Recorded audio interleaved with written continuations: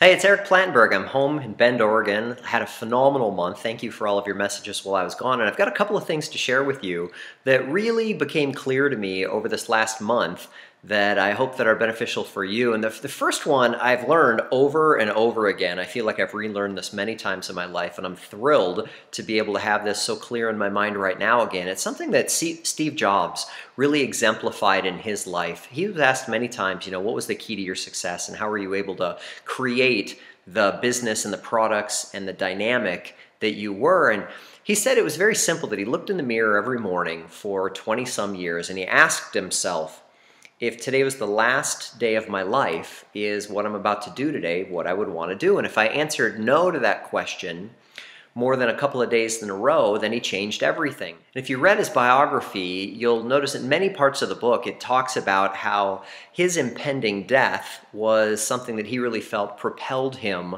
to make a lot of things happen and to make a profound impact before he passed away. And one of the things that I noticed this last month as I asked myself the question really sincerely is, what I'm doing right now in my life really what I want to be doing? And in a lot of areas I found an incredibly strong yes, and in some areas I found a pretty clear no. And wow, is that awesome. Just awesome to know that there's areas that I can continue to just chase after, because let's face it, you wake up in the morning and you really do have an empty slate. You can do whatever it is that you want. And that reclarification that, wow, there are these things in my life that I am so excited about and that I care so deeply about, let's just keep chasing after those. That fuels me.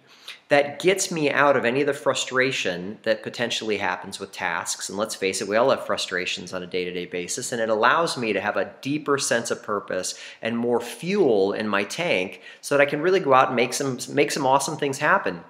And then likewise, wow, it was a huge eye-opener for me to see that my anchor is dropped in some areas, and there's some things that I'm doing, some things that I've been doing for months and a couple of them for years that I just don't really care about. I'm not that plugged into. And I'm looking forward to making immediate change on some of those things. So I'd really invite you to do the same. And I know the big objection to that is well, you can't just live every day like it was your last. I mean, you have things that you have to do, and there's disciplines and such. And sometimes you just have to do things for the sake of doing them. And I definitely agree with that. But there's a bigger picture than that.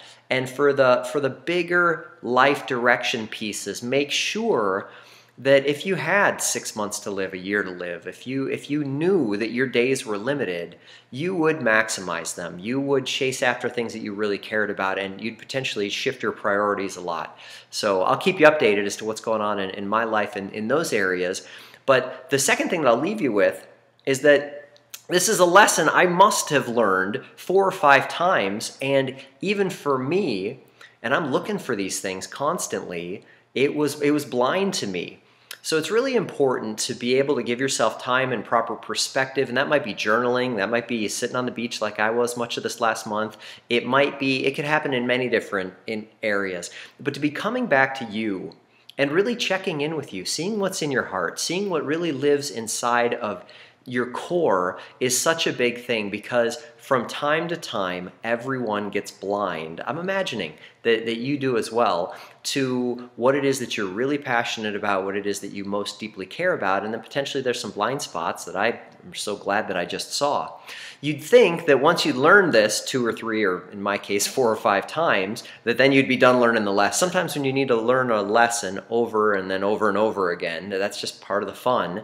And I could be all bummed out right now that, what the hell have I been doing these last couple of years in an area or two of my life? But I'm not. I'm really excited that I've seen it now, and I think that that's it. We're all doing the best that we can in this moment, and I'd love to hear where you're finding areas that you're completely plugged into, and then maybe what are you realizing that you need to divert or shift or stop or just change course. Either way, I'm cheering you on. I look forward to hearing from you or seeing you soon.